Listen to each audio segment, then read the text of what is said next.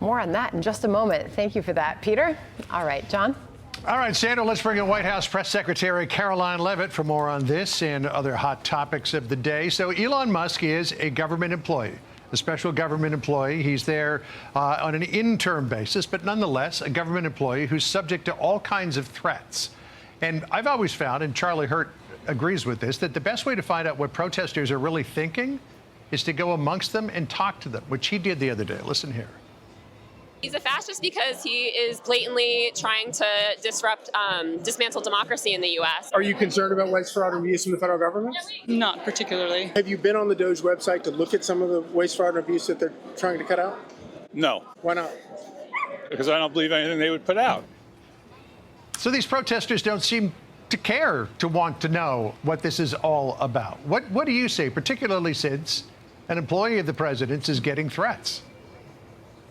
Unfortunately, our fellow Americans in that clip are wildly uninformed. To the first woman's comments, Elon Musk is not trying to dismantle democracy. Elon Musk, at the direction of President Trump and President Trump's entire cabinet, is trying to save democracy. The United States of America will cease to exist. Our government will fail if we continue to go down the road of bankruptcy that we have been heading on for decades, spending trillions and trillions of dollars on wasteful and useless priorities that don't suit the American people's interests. Those days are over. It is a new day in America. And thanks to the great efforts of President Trump and Elon Musk, we are saving billions of dollars for the American taxpayer. We are preserving critical programs that the American people need while cutting the waste, fraud, and abuse out of our government. And it's not just Elon Musk. It is every cabinet official across the board who is committed to doing this at their respective agencies. We've seen mass reduction in force taking place here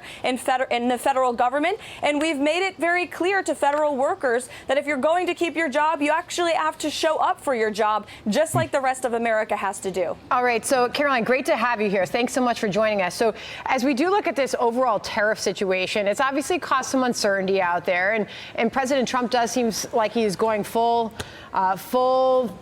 force ahead with all of this, talking about Liberation Day is coming.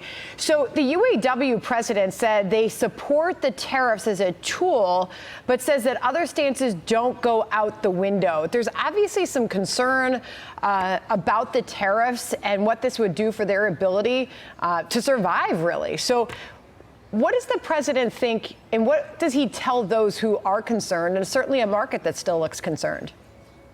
Well, President Trump doesn't want American industries to survive. He wants them to thrive. And that's exactly what his tariff and trade policy is going to do. Wednesday will be Liberation Day in America, as President Trump has so proudly called it, because he is going to end the decades of unfair trade practices that have been ripping off American workers. It has hollowed out our middle class. It has turned the American heartland into an American wasteland where jobs have gone overseas. Products are made with foreign hands instead of American hands. That is going to end on Wednesday. And the rest of the world is going to feel what the American public have felt for decades. And President Trump is going to ensure reciprocity, that we are being treated, or other countries are being treated the way we have been treated. We're going to make America wealthy again with massive revenue. This will implement trillions and trillions of dollars back to the United States of America. And we've already seen these investments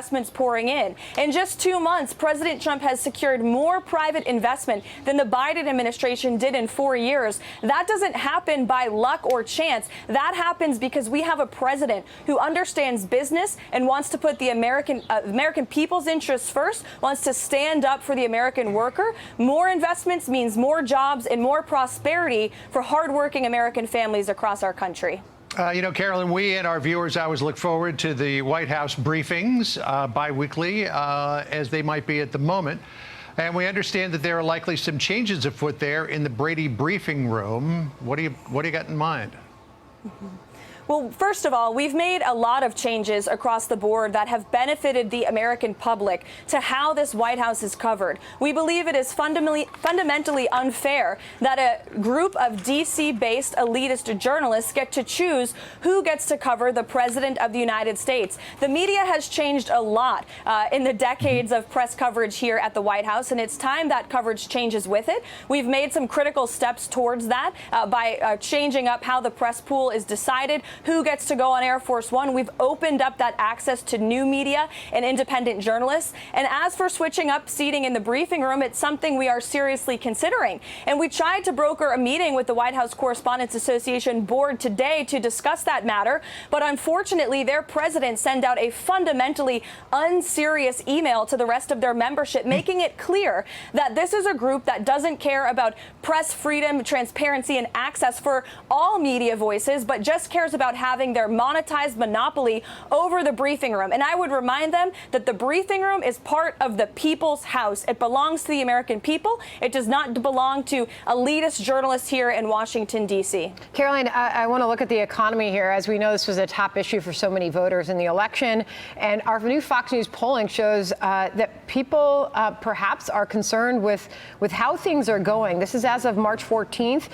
Those that say they disapprove, 56%, more than half. Those who approve of the president's handling of the economy is at 43%. And in that same polling, we asked about the most important issue facing the country today. And top of the list is inflation. And the economy is number 2, and jobs.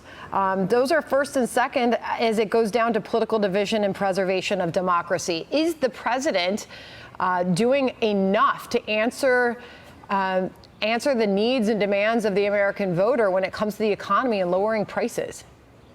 The president and his economic team are working on this effort every single day. And the president is not only trying to fix the mess created by the previous administration's incompetence and reckless spending, he is trying to fix decades of unfair trade practices that have ripped our country off, that have sent jobs overseas, and that have forced millions of Americans out of their jobs. And so the president, through trade and tariffs, is going to ensure, again, the American worker is put first. He's also focused on extending his tax cuts and putting more money back into the pockets of hardworking Americans by ending taxes on tips, overtime, and Social Security. And we need Congress to get that done. And he's also driving down inflation. Inflation is cooling. Gas prices are cooling because of the incoming Trump energy boom that this administration is focused on ensuring. And so every day we're taking steps by rolling back regulations, which is saving the American people millions of dollars as well. So as you know, Karoline, the president a couple of times over the last few days has floated this idea of a third term, which the 22nd Amendment doesn't allow, but he's certainly talking about it. He talked to NBC News about it, and then he was asked about it on Air Force One on the way back from Mar-a-Lago last night. Listen here. I don't want to talk about a third term now because no matter how you look at it, we got a long time to go. We have a long time. You know, we have almost 4 years to go.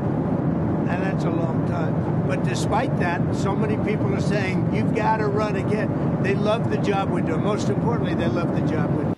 Now, of course, the 22nd Amendment was passed in the wake of 4 terms of Franklin Roosevelt's presidency. It was Republicans who pushed it in the first place, saying that'll never happen again. It took just over 3 years to pass and ratify that amendment. So if the president hopes to change it, it would seem to me time is running out already. Well, it's funny to me that journalists ask the president this question. He gives an honest and candid answer, and then they spiral about his answer. He was asked this, and you heard him, and he's right. People love the job this president is doing. And as he said, we are focused on this term. We have 4 more years to go, and look at what the president has done in more than 60 days. We have completely secured our southern border. We have launched a very effective mass deportation campaign. Just last night, night, we had another 17 terrorists leave our country back to El Salvador, thanks to the great work of this president's Homeland Security and National Security team. These are violent criminals who are being removed from the interior of our country every single day. As I mentioned, the president is focused on reshifting the unfair trade practices of the past already. He's already slashed many burdensome regulations that were holding back our energy industry, and he's signed more executive orders than any president ever in this same period of time. So it's been a very successful couple of months, and the president will continue to forge ahead to deliver on all of the promises he made to the American people on the campaign trail. Caroline, we look forward to your next press briefing, often carried right here live on America Reports, and thanks for joining us here today. Thanks, Caroline. I'll be out there tomorrow. Thank you, guys. Excellent. All right, we'll see you Thank then. you. Thanks. Hey everyone, I'm Emily Campagno. Catch me and my co-hosts Harris Faulkner and Kaylee McEnany on Outnumbered every weekday at 12 p.m. Eastern, or set your DVR. Also, don't forget to subscribe to the Fox News YouTube page for daily highlights.